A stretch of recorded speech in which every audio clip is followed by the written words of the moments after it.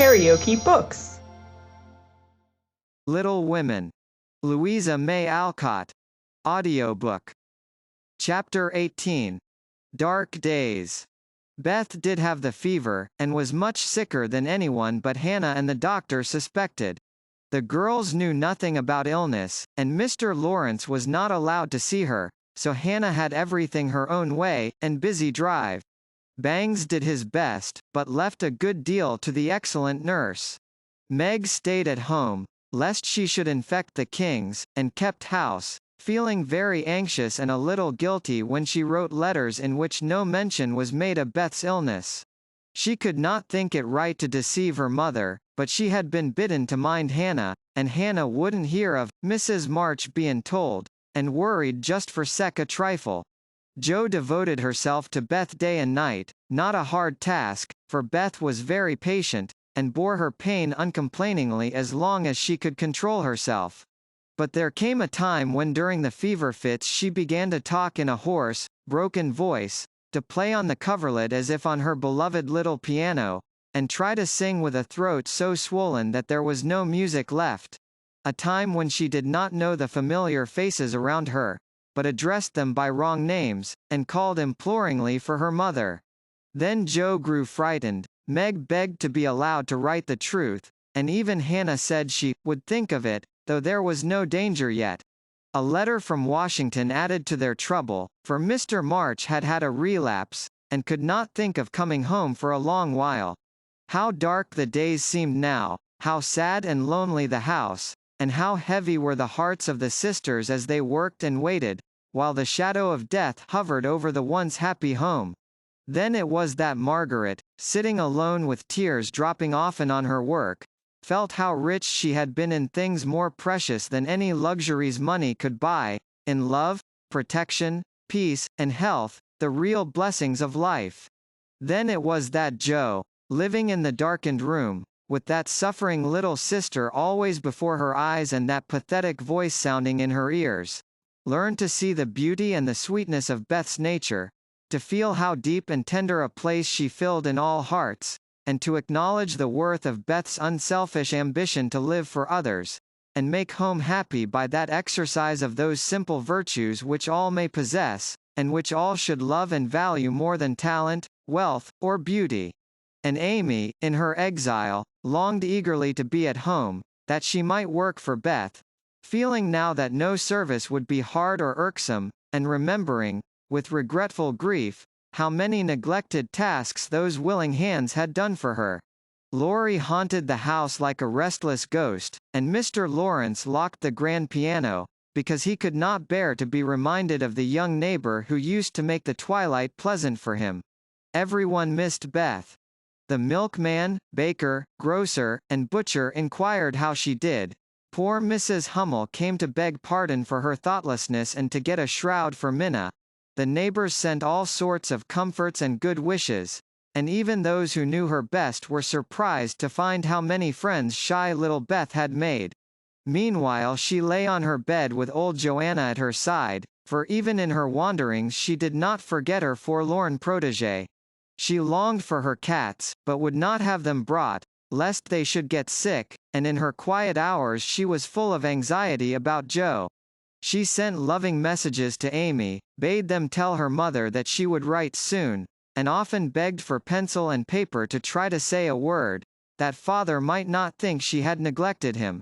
But soon even these intervals of consciousness ended, and she lay hour after hour, tossing to and fro, with incoherent words on her lips, or sank into a heavy sleep which brought her no refreshment.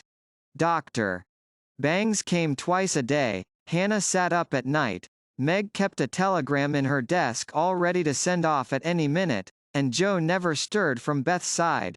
The 1st of December was a wintry day indeed to them, for a bitter wind blew, snow fell fast, and the year seemed getting ready for its death. When Dr. Bangs came that morning, he looked long at Beth, held the hot hand in both his own for a minute, and laid it gently down, saying, in a low voice to Hannah, "If Mrs. March can leave her husband she'd better be sent for." Hannah nodded without speaking, for her lips twitched nervously, Meg dropped down into a chair as the strength seemed to go out of her limbs at the sound of those words, and Joe, standing with a pale face for a minute, ran to the parlor, snatched up the telegram, and throwing on her things, rushed out into the storm.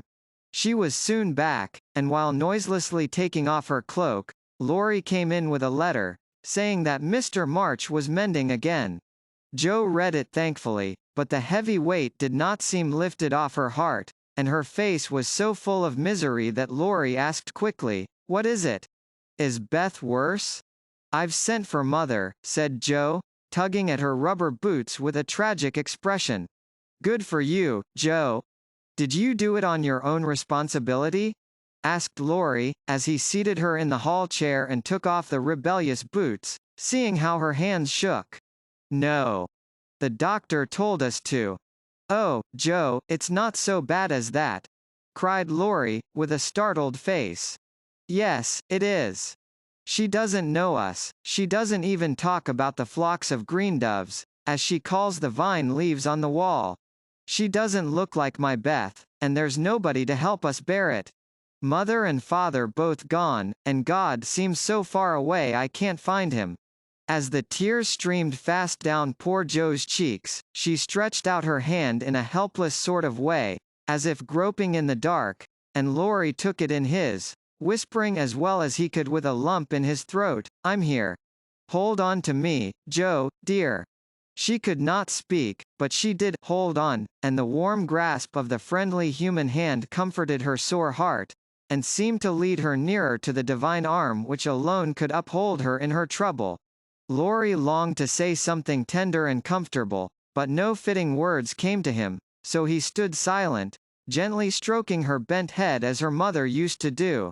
It was the best thing he could have done, far more soothing than the most eloquent words, for Joe felt the unspoken sympathy, and in the silence learned the sweet solace which affection administers to sorrow. Soon she dried the tears which had relieved her, and looked up with a grateful face. "Thank you, Teddy, I'm better now. I don't feel so forlorn, and will try to bear it if it comes. Keep hoping for the best, that will help you, Joe. Soon your mother will be here, and then everything will be all right. I'm so glad Father is better. Now she won't feel so bad about leaving him. Oh, me. It does seem as if all the troubles came in a heap, and I got the heaviest part on my shoulders," sighed Joe, spreading her wet handkerchief over her knees to dry. "Doesn't Meg pull fair?" asked Laurie, looking indignant. "Oh, yes, she tries to, but she can't love Bethy as I do, and she won't miss her as I shall. Beth is my conscience, and I can't give her up. I can't. I can't." Down went Joe's face into the wet handkerchief, and she cried despairingly, for she had kept up bravely till now and never shed a tear. Laurie drew his hand across his eyes, but could not speak till he had subdued the choky feeling in his throat and steadied his lips. It might be unmanly, but he couldn't help it, and I am glad of it. Presently, as Joe's sobs quieted, he said hopefully, "I don't think she will die. She's so good, and we all love her so much, I don't believe God will take her away yet." "The good and dear people always do die," groaned Joe, but she stopped crying, for her friend's words cheered her up in spite of her own doubts and fears. "Poor girl, you're worn out. It isn't like you to be forlorn. Stop a bit. I'll hearten you up in a jiffy."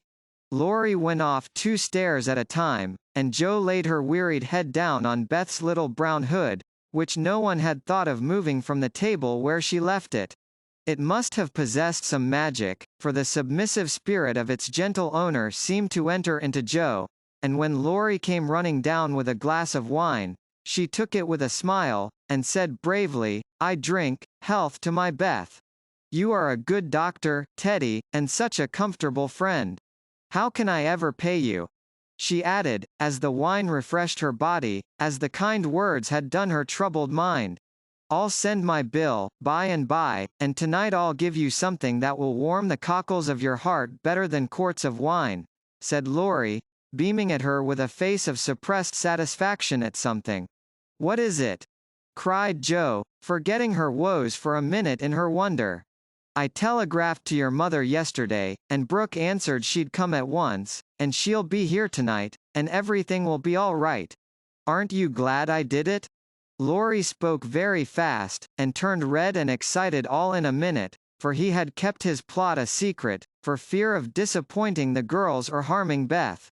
Joe grew quite white, flew out of her chair, and the moment he stopped speaking she electrified him by throwing her arms round his neck, and crying out, with a joyful cry, "Oh, Laurie! Oh, Mother! I am so glad!" She did not weep again, but laughed hysterically, and trembled and clung to her friend as if she was a little bewildered by the sudden news. Laurie, though decidedly amazed, behaved with great presence of mind. He patted her back soothingly, and finding that she was recovering, followed it up by a bashful kiss or two, which brought Joe round at once. Holding on to the banisters, she put him gently away, saying breathlessly, "Oh, don't. I didn't mean to, it was dreadful of me, but you were such a dear to go and do it in spite of Hannah that I couldn't help flying at you. Tell me all about it, and don't give me wine again, it makes me act so." "I don't mind," laughed Laurie, as he settled his tie. "Why, you see I got fidgety, and so did Grandpa. We thought Hannah was overdoing the authority business, and your mother ought to know. She'd never forgive us if Beth. Well, if anything happened, you know. So I got Grandpa to say it was high time we did something, and off I pelted to the office yesterday, for the doctor looked sober, and Hannah most took my head off when I proposed a telegram. I never can bear to be lorded over, so that settled my mind, and I did it. Your mother will come, I know, and the late train is in at 2 a.m. I shall go for her, and you've only got to bottle up your rapture, and keep Beth quiet till that blessed lady gets here. Laurie, you're an angel. How shall I ever thank you? Fly at me again." "I rather liked it," said Laurie, looking mischievous, a thing he had not done for a fortnight. "No, thank you. I'll do it by proxy, when your grandpa comes. Don't tease, but go home and rest, for you'll be up half the night. Bless you, Teddy, bless you." Joe had backed into a corner, and as she finished her speech, she vanished precipitately into the kitchen, where she sat down upon a dresser and told the assembled cats that she was happy, oh, so happy. While Laurie departed, feeling that he had made a rather neat thing of it. "That's the interferingest chap I ever see, but I forgive him and do hope Mrs. March is coming right away," said Hannah, with an air of relief, when Joe told the good news. Meg had a quiet rapture, and then brooded over the letter, while Joe set the sickroom in order, and Hannah knocked up a couple of pies in case of company unexpected. A breath of fresh air seemed to blow through the house, and something better than sunshine brightened the quiet rooms. Everything appeared to feel the hopeful change. Beth's bird began to chirp again, and a half-blown rose was discovered on Amy's bush in the window. The fires seemed to burn with unusual cheeriness, and every time the girls met, their pale faces broke into smiles as they hugged one another, whispering encouragingly, "Mother's coming, dear. Mother's coming." Every one rejoiced but Beth. She lay in that heavy stupor, alike unconscious of hope and joy, doubt and danger. It was a piteous sight, the once rosy face so changed and vacant, the once busy hands so weak and wasted, the once smiling lips quite dumb, and the once pretty, well-kept hair scattered rough and tangled on the pillow. All day she lay so, only rousing now and then to mutter, "Water," with lips so parched they could hardly shape the word. All day Joe and Meg hovered over her, watching, waiting, hoping, and trusting in God and Mother, and all day the snow fell, the bitter wind raged, and the hours dragged slowly by. But night came at last, and every time the clock struck, the sisters, still sitting on either side of the bed, looked at each other with brightening eyes, for each hour brought help nearer. The doctor had been in to say that some change, for better or worse, would probably take place about midnight, at which time he would return. Hannah, quite worn out, lay down on the sofa at the bed's foot and fell fast asleep. Mr. Lawrence marched to and fro in the parlor, feeling that he would rather face a rebel battery than Mrs. Mach's countenance as she entered. Laurie lay on the rug, pretending to rest, but staring into the fire with a thoughtful look which made his black eyes beautifully soft and clear. The girls never forgot that night, for no sleep came to them as they kept their watch, with that dreadful sense of powerlessness which comes to us in hours like those. "If God spares Beth, I never will complain again," whispered Meg earnestly. "If God spares Beth, I'll try to love and serve him all my life," answered Joe, with equal fervor. "I wish I had no heart, it aches so," sighed Meg, after a pause. "If life is often as hard as this, I don't see how we ever shall get through it," added her sister despondently. Here the clock struck 12, and both forgot themselves in watching Beth, for they fancied a change passed over her wan face. The house was still as death, and nothing but the wailing of the wind broke the deep hush.